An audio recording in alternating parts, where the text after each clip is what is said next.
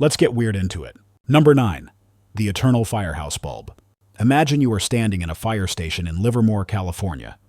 It is a quiet afternoon, the smell of diesel and floor wax hanging in the air. Hanging from the ceiling is a hand-blown glass bulb, glowing with the dim, amber enthusiasm of a sleepy nightlight. It is not impressive. It looks like something you would find in a haunted attic, or a hipster coffee shop that charges $9 for a latte. But this bulb is mocking you. It is mocking every appliance you own, every smartphone that is shattered in your hand, and every relationship you have ever had. This is the Centennial Light. It was switched on in 1901.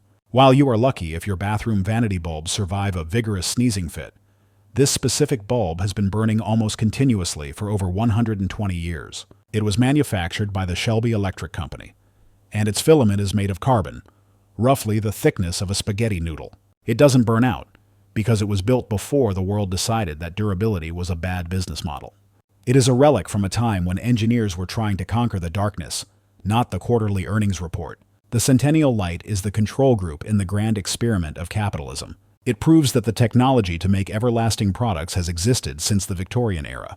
Your toaster didn't die after 18 months because the technology is hard. It died because if it lasted forever, the CEO of the toaster company wouldn't be able to buy a third yacht. This bulb has outlived the company that made it, the country that invented it, and probably the very concept of optimism itself. It hangs there, dim and defiant, a glowing middle finger to the modern economy. Number 8. The Phoebus Cartel. On Christmas Eve, 1924, a group of very serious men in very expensive suits gathered in a smoke-filled room in Geneva, Switzerland. They weren't there to exchange gifts or sing carols. They were there to ruin your life. These men represented the biggest light bulb manufacturers in the world: Philips, Osram, General Electric, and others. They looked at the numbers and realized a terrifying truth. Their light bulbs were too good. If you sell a man a light bulb that lasts forever, you never see that man again. He is happy, his room is lit, and your bank account is stagnant. This was unacceptable. So, they formed the Phoebus Cartel, the first global conspiracy designed to make things suck on purpose. Before this meeting, the average life of a light bulb was about 2,500 hours. The cartel decided that this was entirely too generous. They standardized the life of a bulb to 1,000 hours. This wasn't a suggestion. It was a law. If a factory produced a bulb that lasted too long, the company was fined. They literally penalized engineering excellence. They forced their scientists to work backward, to engineer a more fragile filament, to create a product that would commit suicide on a schedule. This was the birth of planned obsolescence. It wasn't an accident of physics. It was a handshake deal between industrial titans to ensure that you would spend the rest of your life changing light bulbs on a shaky stepladder. They turned the light bulb from a utility into a subscription service, decades before Netflix existed. Number 7. The Tragedy of Nylon. You are holding a pair of nylon stockings. You look at them wrong, and they run. You snag them on a fingernail, a rough patch of skin, or a particularly sharp gust of wind, and they disintegrate into a laddered mess of disappointment. You assume this is just how fabric works. You assume that spider silk is the only thing that can hold up to tension. You are wrong. When DuPont first invented nylon in the 1930s, it was a miracle material. It was strong, durable, and essentially indestructible. During the initial demonstrations, the chemists at DuPont would tow cars with nylon ropes to show off. The first stockings made from this stuff were practically armor. You could walk through a bramble patch and come out looking runway ready. But DuPont had a problem. They realized that if every woman in America bought one pair of indestructible stockings, DuPont would sell a lot of stockings for exactly 1 month, and then they would go out of business. The product was too perfect. It was a commercial dead end. So, the chemists were sent back to the lab, not to improve the product, but to sabotage it. They were told to weaken the formula. They had to figure out how to make the nylon fragile enough to break after a few wears, but strong enough to look good in the package. They engineered vulnerability. They took a material that could tow a Buick and turned it into something that can be defeated by a playful kitten. We traded the future of super materials for the privilege of buying the same black tights every autumn for the rest of our lives. Number 6. The suicide chip. You have a printer.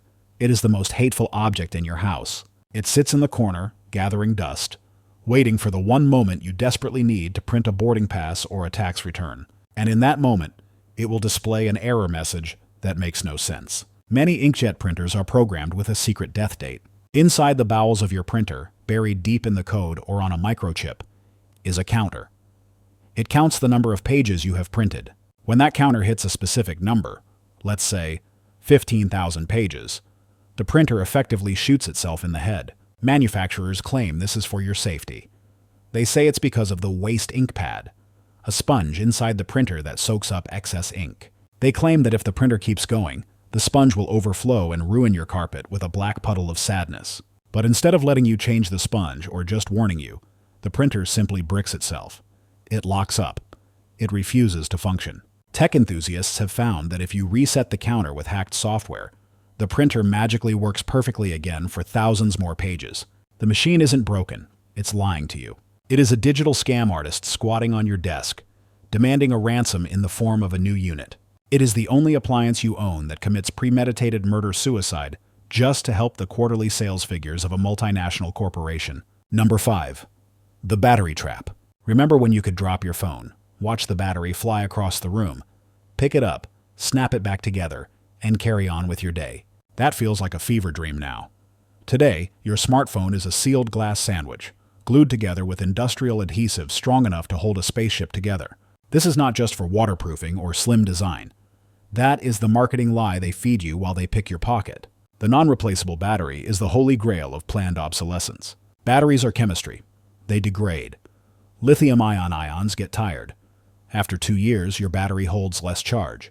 In the old days, you would spend $20 for a new battery and keep your phone for another 3 years. Now, when the battery dies, the phone is on life support. To change it, you need a heat gun, specialized suction cups, tiny screwdrivers that don't exist in nature, and the steady hands of a neurosurgeon. If you mess up, you puncture the battery and your phone explodes. So, what do? You don't fix it.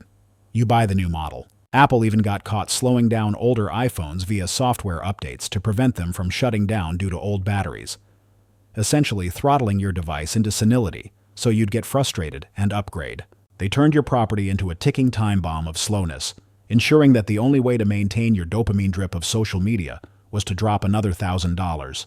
Number 4. Fast fashion landfill. You are walking through a mall or scrolling through an online store. You see a t-shirt for $5. It has a witty slogan or a picture of a cat eating pizza. It's cheap, it's trendy, and it's destined to become garbage in 3 weeks. This is fast fashion, and it is the Lightbulb conspiracy applied to your wardrobe. Clothing used to be an investment. You bought a coat, and it was your coat for a decade. You mended it. It had weight. Now, clothes are made of polyester blends that are basically plastic bags woven into lies. The fabric is so thin you can read a newspaper through it. The buttons are held on by a single thread and a prayer. Brands like H&M, Zara, and Shein operate on a model where the clothes aren't designed to survive the wash cycle. They are wear-once items. But the obsolescence here isn't just physical. It's psychological. By releasing new micro-collections every week instead of every season, they make you feel like your clothes are out of date before you've even cut the tags off. They have weaponized your insecurity. If you wear the style from 3 weeks ago, you are socially obsolete. The physical breakdown of the fabric is just a bonus feature that forces you back to the register. We are drowning the planet in discarded crop tops and pleather pants, because the industry convinced us that clothing is a disposable wrapper rather than a functional utility. Number 3. The Tractor Lockout. You are a farmer. You grow the corn that becomes the syrup that goes into the soda that gives the truck drivers diabetes. You spent $500,000 on a massive green John Deere tractor. It is a beast of engineering. One day, the engine throws an error code. A sensor has failed. In a sane world, you would grab your toolbox, swap the sensor, and get back to harvest. But you don't live in a sane world. You live in a world governed by copyright lawyers. The tractor's computer is locked. You cannot fix it. If you try to bypass the software lock to diagnose the engine, you are technically violating the Digital Millennium Copyright Act. You are a hacker. You have to wait for an authorized dealer to drive out to your farm, plug in a special USB drive, and tell the tractor that it's okay to work again. This can take days. Meanwhile, your crops are rotting in the field. This is the evolution of planned obsolescence into ownership obsolescence. You don't actually own the tractor, you just own the metal. The corporation owns the brain. It has gotten so bad that American farmers are buying hacked firmware from Ukrainians on the black market just to have the right to repair their own property. They are running unauthorized jailbreaks on combines just to harvest wheat. It is a cyberpunk dystopia, but with more overalls and mud. Number 2. The Bloatware Ghost. You have a laptop. It worked great 3 years ago. It was snappy, fast, and opened your browser before you could blink. The hardware hasn't changed. The processor is the same silicon, the RAM is the same chips. But now, it runs like it's wading through molasses. Why? Because of software bloat. As hardware gets faster, software developers get lazier. They write code that is heavy, inefficient, and unoptimized because they assume you have the latest supercomputer. Operating system updates are the silent killers of old tech. They add features you didn't ask for. Animated emojis, AI assistants that misunderstand you, translucent window borders that eat up your processing power.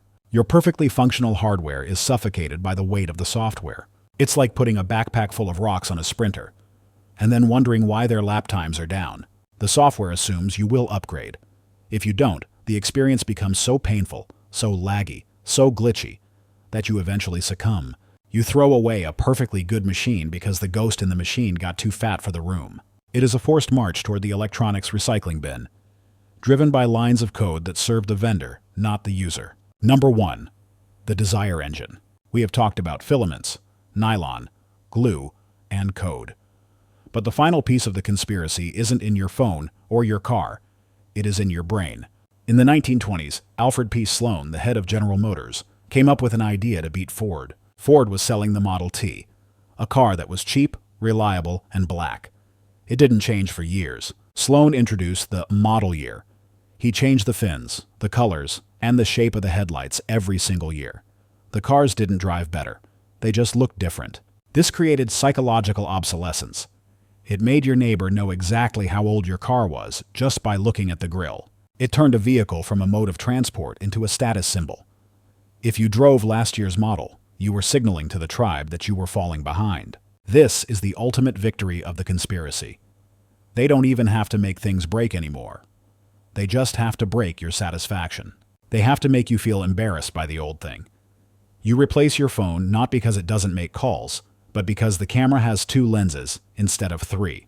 You replace your kitchen counters not because they don't hold plates, but because granite is out and quartz is in.